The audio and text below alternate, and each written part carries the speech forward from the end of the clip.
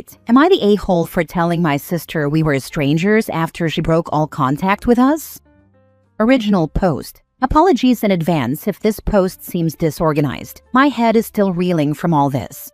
9 years ago, I was 18 then, my older sister eloped with her then boyfriend.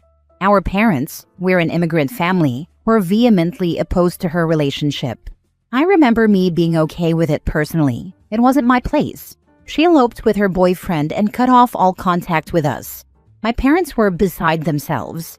I tried reaching out to her back then on different platforms, but was blocked. I even reached out to her best friends and asked them if they could at least get me in touch with her. They said they didn't know where she lived now, but that she told them she was happy. She had also left her workplace. Eventually, me and my parents, all came to an unspoken agreement to pretend she was never here, and I blocked her everywhere too. I remember being extra particular to call regularly when I was in college because I was worried about their state of mind.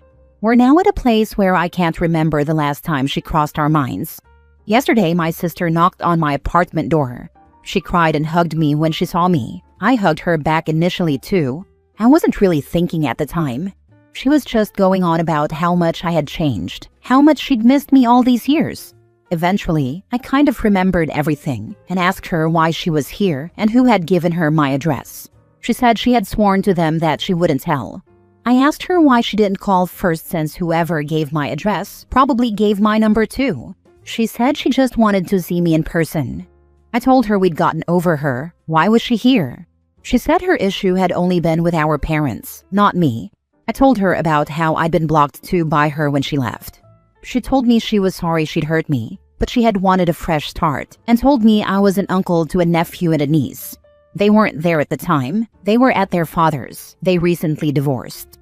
She acted surprised that I wouldn't know, said she'd told someone to tell our parents about them. Maybe it was hearing about the divorce that frustrated me more, because if we were going to have gone through all this pain, at least she could have found lasting happiness. I just told her she was a stranger to me now. She said we could have lunch together. She wanted to know all about what I'd been up to.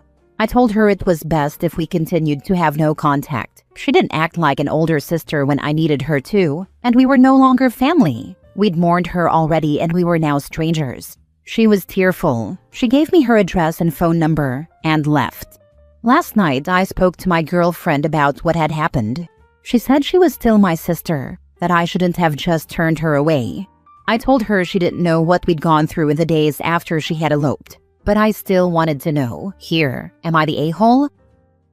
Now for the top comments before reading the update. Not the a-hole. She broke all contact with you for nearly a decade. She treated you as if you were disposable. There is no relationship to salvage. She doesn't get to unilaterally decide to pick you up again just because it works for her. I'm guessing she's decided now's a good time because she's getting divorced and in essence needs something. Time, attention, connection from you. Ask yourself, if she weren't getting divorced, would she have reached out?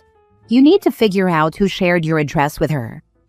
I hadn't thought of this, and I've been feeling sick thinking this might be true since I read this, that she wouldn't have ever reached out if she had gotten divorced. Would have been fine without ever seeing me again.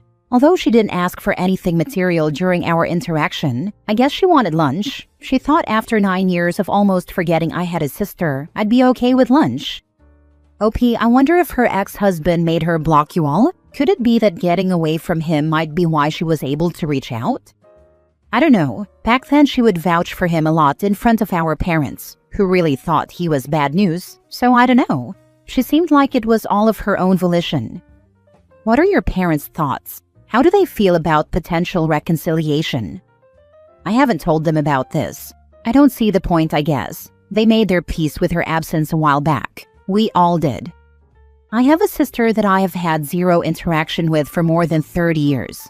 She reached out to me after our mother's death in 2018. We just went different paths in life. I have zero in common with her, other than sharing a bio-mother. I wished her well in life but told her no. That ship had sailed. Obviously, she threw a fit, which just confirmed my no. What your sister did was unfair to you.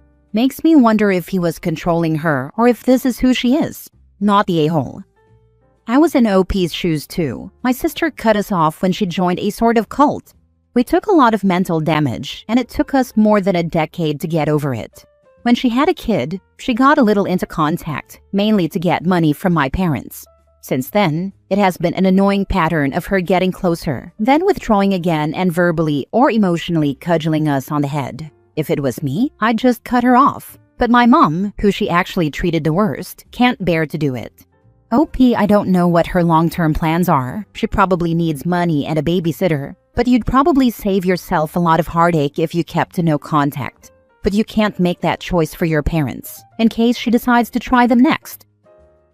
Now for the update. Hi. Thanks a lot to everyone for the support in my post, and to those who reached out for support. I'd been emotionally drained almost immediately after meeting my sister. Like I said, I had made my peace after a lot of hurt and futile hope that I would never see her again. She had my number and I had blocked her new number. I'd thought about it and received advice too, but I just didn't. It slipped from my mind.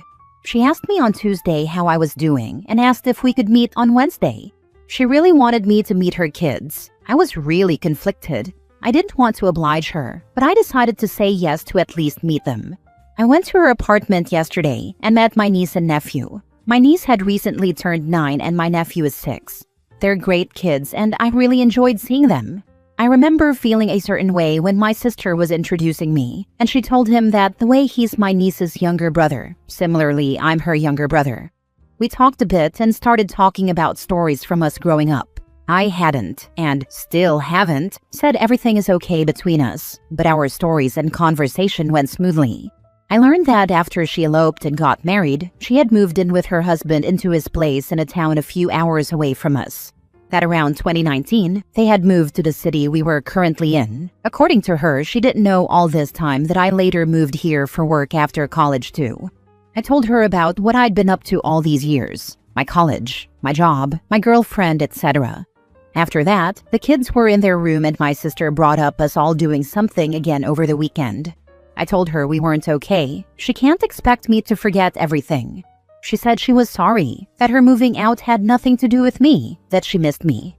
I was angry at the fact that she had no idea the pain I'd gone through, both personally and then having to be the crutch for my parents' pain. I told her I didn't believe her, that she would have been perfectly fine with never seeing me again if she hadn't gotten divorced, that I could have been dead, and she probably wouldn't have broken a sweat upon learning it, since she was so blissed out from her domestic life. I know it was ugly. I've never said anything like this. But in that moment, I just wanted her to feel some kind of hurt, of the kind she'd given me. She broke down and said I can hate her if I want, but to just not hate her forever. There has to be a limit. I regretted saying what I said when I saw her crying, so I just sat next to her and asked about why they divorced. She told me that their life had been going all right the first few years. She said she'd even sent word through a mutual when the kids were born, which either the mutual messed up or my sister did, because we never heard about it. She said when COVID happened, her marriage became hell for her, that it uncovered a side of her ex she never knew. He became abusive, had disdain for their son, revealed he used to record every single conversation of theirs, had convinced her she was crazy and a bad wife and mother.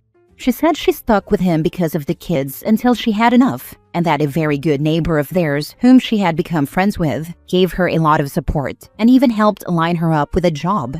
During all this, she even blamed our parents for her sticking with the marriage for so long and for not reaching out. I told her they had literally pleaded with her not to do this. I was there. I was 18, not 8. She said they told her she was dead to them if she ran off with him, and so she blamed them for not being able to leave him. I told her that was insane logic, and she just didn't want to talk about them, and asked me not to tell them about her. I said yeah, her relationship with them is her own. I also asked her who had given her my address. She begged me not to ask her that they hadn't given it easily. She'd had to swear secrecy and cry and convince them that I'd want to see my older sister, so I dropped it. We had tea and snacks after that. She asked me again if I wanted to do anything this weekend since she has the kids, or we could do something the weekend after, just the two of us. I said I don't know. She was okay with that answer. She was tearful again when I was leaving. We hugged and I hugged the kids goodbye too. My mind has been a mess since then. I lashed out and everything, but also regret what I said. But then I also try to remember how I had felt back then and then get angry again. It feels so weird knowing that she's now 20 minutes away from me and we can visit whenever. I told my girlfriend about all this. She said she supports me no matter what, but in her opinion, to consider the weekend plan with a cool mind. This got long, I apologize, but I've been trying to collect my own thoughts on this and writing this just seemed to help. Thanks for the help. Don't let her push you into immediately pretending everything is fine and going back to how things were. She still isn't taking responsibility for the harm she did. You didn't mention she ever apologized for ghosting you. She's blaming your parents for her choices. She needs to admit she did this to herself and to you, or that hurt and resentment is never going away. If she won't tell you who gave her your address, she has no interest in what you want, only what she wants, and she will manipulate you and them again and again to get what she wants. Yes, she isn't taking responsibility for anything. She offers as little as she can. Every explanation seems extremely self-serving and cannot be verified. Difficult questions are met with self-pity and tears. OP's biggest concern at the outset was surely, why is she reaching out now? There's little here to suggest it's for anything other than self-interest. Honestly, why block you at all if she didn't feel you didn't do anything wrong? She doesn't really seem to recognize the hurt she dealt you. Nor is she really willing to acknowledge how much she screwed up and continues to blame your parents for everything. Frankly, it's immature of her on all fronts. Also, she keeps pressing you to meet up with her this weekend, which shows she doesn't respect your need for space or time. She's just going to keep on boundaries stomping into your life with a surface level of apologies and assume it should be all good. Also, introducing the kids right away is a manipulation tactic, so you can't be as honest and frank as you would have been if they weren't around. She definitely seems to be me. I don't really see how reconnecting with her now would really benefit your life. She is pretty much a stranger. Last story. Update. Am I the a-hole for refusing to become my sister's carer? Original post. I, 25 female, heavy disabled older sister, 32 female. She has cerebral palsy and learning disabilities and requires a high level of daily care. My parents have been her full-time carers for her entire life, and especially once she left school, they have been caring for her 24/7. Sadly, my mom passed from cancer around a year ago, and my father is in his 70s. He's just not able to take care of her anymore, but is refusing to put her in a home, saying that it would be cruel and he doesn't want her to suffer alone, which I can understand. However, he keeps insisting that I should take my sister in and let her live with me. I live on my own in the downstairs flat of a house. Technically, it would be all accessible for her, and since I work from home too, I could be nearby if she needed me. The problem is, I don't want to become my sister's carer. I already missed on so much growing up as my sister took all my parents' time and attention and money. I missed out on so many normal things because of her, and I'm not going to lie, the bitterness is still there a little bit. Of course I love my sister, but I'm only in my mid-20s. I want to be able to travel the world and find love, and just do what I want without being tied down to being a carer. My dad keeps pressuring me, saying that mom would have never forgiven me if I'm the reason my sister ends up in a care home, but am I wrong for not wanting to become her carer? Now for the top comments before reading the update. Not the a-hole. I'm the full-time carer for 2 disabled relatives, and it is difficult. You should not feel like an a-hole for not wanting to be her carer. I have a very specific set of circumstances going on that allow me to do what I do. And even in what I'd consider the best case scenario, there are still a lot of stressors to being a carer. Have a frank conversation with your father that, if you are willing, while you will look after her by visiting and taking care of legal matters and oversight of her medical needs, etc., you cannot be her full-time caretaker. Tell him that the transition to a care home now, while he's still alive, is going to be better for her in the long run than waiting until she is grieving the loss of her father to also upend her living situation. He might also find some comfort in being able to choose the home and helping her getting settled into it, to make sure he feels she's in good hands. Although he probably will still not think it's as good as it would be if you took her, and to be honest, it might not be, but that doesn't make it your obligation. I'm going to have a proper talk with him about it tomorrow, but the last time I tried, he tried to guilt trip me, saying mom would have been disappointed in me, and I just couldn't take it. Your parents really dropped the ball in not lining up a group home or care home for her and gently transitioning her years ago. You have a right to live your life. OP was always the backup plan. The parents just assumed she would take over when they got too old. It might even be why they decided to have another child. Definitely not fair to OP, who deserves to live her own life. I must admit, this has been on my mind recently. There's a 7-year age gap between me and my sister, and being 25 with a dad in his 70s is fairly uncommon.